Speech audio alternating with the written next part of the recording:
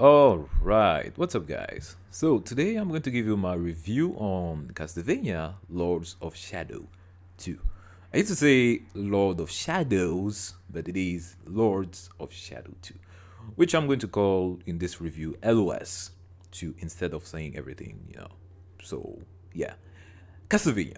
I was really excited about this game, and yeah, I finally got it.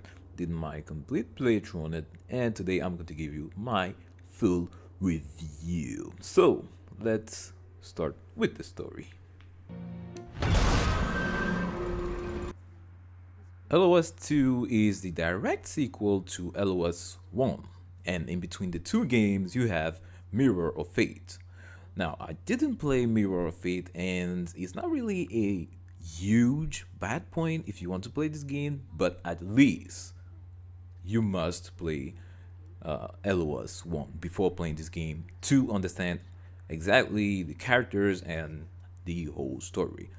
Now, at the beginning of LOS 2, you have a really good summary of the whole story, but it's still better to play the first one before playing this one. Now, I will try to explain very simply the story of LOS 2. At the beginning, you have Dracul, who was previously called Gabriel in LOS 1. Now he's called Dracul because he is Dracul, the vampire. Dracul wants to die, but the problem is he is immortal, and the only way to kill him is to use the vampire killer, which was in the first game his own weapon, which is pretty ironic. Now the problem is the vampire killer is in the possession of Zobek, one of his old friends, and Zobek, in exchange of killing Dracul, and again Dracul wants to die, in exchange of killing him, Zobek wants his help to stop the resurrection of Satan.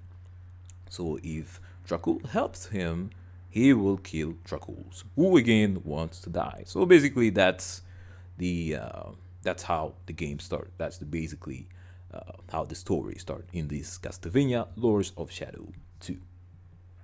What I really liked about this game is Dracul, the character.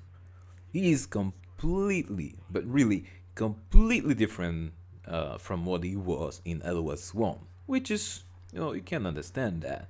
And it's actually making the game more interesting, to follow these type of characters. Now, in the story, there is a moment that I called, personally, the Castlevania moment. Basically, is that moment in the game where the story just blow your mind. I was just screaming in front of my TV when when I was playing it. It was like crazy. Big revelation, really well done, really well presented. It was awesome. Now, the problem with that is everything from the beginning up to that point in the game is built just to give you the intensity of that moment. The perfect proof of what I'm saying is the character Victor. I'm just I'm not going to spoil because talking about him may spoil, but basically he is the proof of what I'm saying. Like everything from the beginning of the game to that Castlevania moment is built just for that moment. And the really bad thing about it is after that you have a boss fight, which is also really good. But after that boss fight, the level of intensity in terms of story decrease with the ending. Like the ending of this game, the final boss, you're just like, what? What is this? Really? So the game is just going to end like this?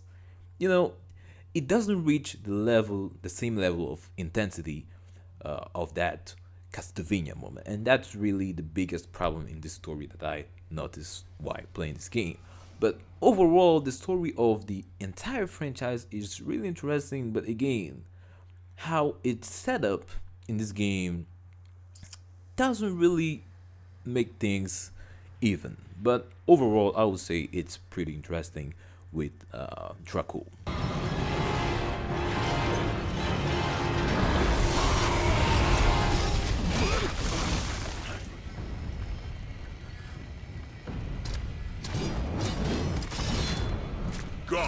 Rise with me, monster. That will be your ruin. Gameplay wise, there is a lot to say about this game. Well, not really a lot, but there are some things that are pretty surprising coming from a Castlevania game. Now, in LOS 2, the first thing you need to know is that you are in a semi-open world. Basically, at any time throughout the game, you could say, okay, I don't want to go to the next, next boss or the next thing that I have to do. I want to stop and go back to my previous locations and find some stuff. You can't do that in this game. Now, it's restricted because you won't be able to go at some specific parts because you won't have maybe the power or the abilities. So it's not completely open when you play the game. When you beat the game, you can go wherever you want. Now, another thing to know is that in this game there are two words. The first word is the actual word, with buildings, with cars, the actual word, like where we are living right now. And the second word is basically what you expect from a Castlevania game, just like what it was in LOS 1, with forest, with castles, all of that is in the second word. Of course, since LOS 2 is an action game, basically you kill everybody you see. The mechanics are pretty much the same thing that you had in LOS 1, dodging, pairing at the right time, to have some special combos, all of that. It's fine, but it's not really something that's going to revolutionize the genre. But in this LOS 2, there are actually a new part of the gameplay, which is the stealth phase. Basically, the stealth phase only occurred when you are in the first world, with buildings and all of that. You will be able to take possession of guards, to open doors and all of that. And you will be able to take controls of rats. Yes, rats. It's pretty funny at the first time, but it's just a detail. But overall, the two phases, action and stealth, are kind of evenly distributed throughout the game, and they are pretty nice, without being awesome. It's good. It's decent. Now, the problem about this game in terms of gameplay is the semi-open world aspect. Because when you beat the game, there is nothing to do.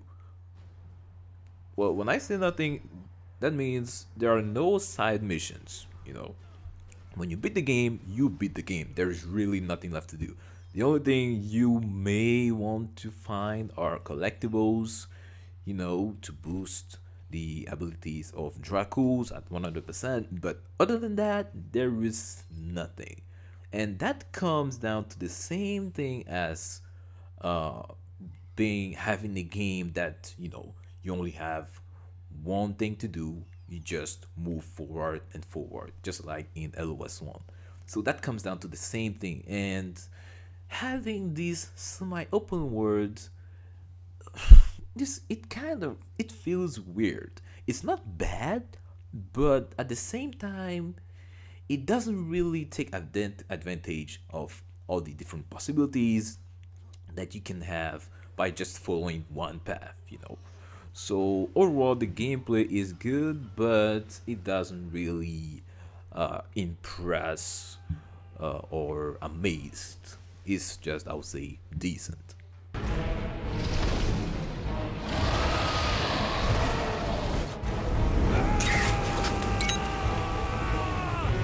Visually, LOS 2 is a good looking game.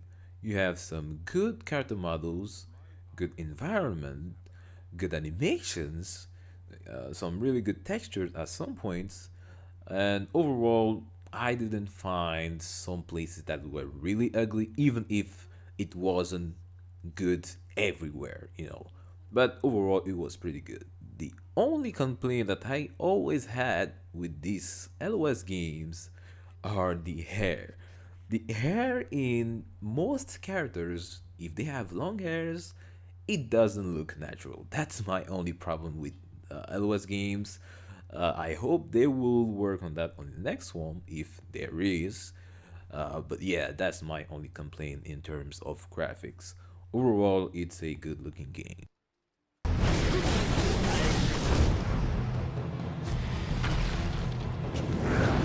Satan will be born into a mature world that longs to embrace him.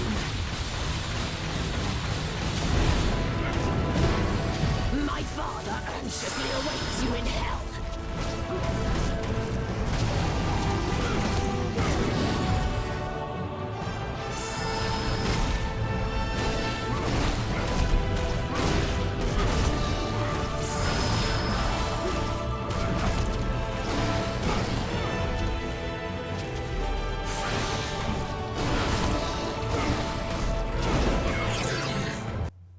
For the soundtracks and the voice acting, the soundtracks in this game are excellent.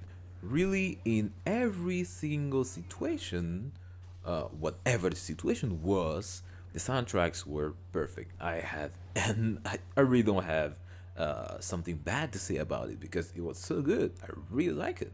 Now, for the voice acting, however, during the cutscenes, it was really good, but during the gameplay, the in-games, well, it was something else. Her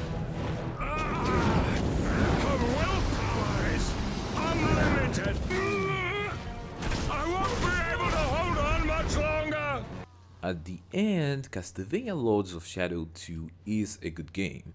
Nothing more, nothing less. It has a good story, good graphics, good soundtracks, good gameplay, even if it's not going to, revolutionize the genre with some really cool boss fights. The replayability is not really there, even if you have some challenges, like, well, almost every game of this type. Yeah, overall, it is a good game. I can't really say it's awesome or fantastic. I really can't, but I can't say it's bad either. So yeah, at the end, I will give this game. Oof, people, this was kind of hard for me, but I really had to do this. I give this Castlevania Lords of Shadow 2 a score of 16.5 over 20.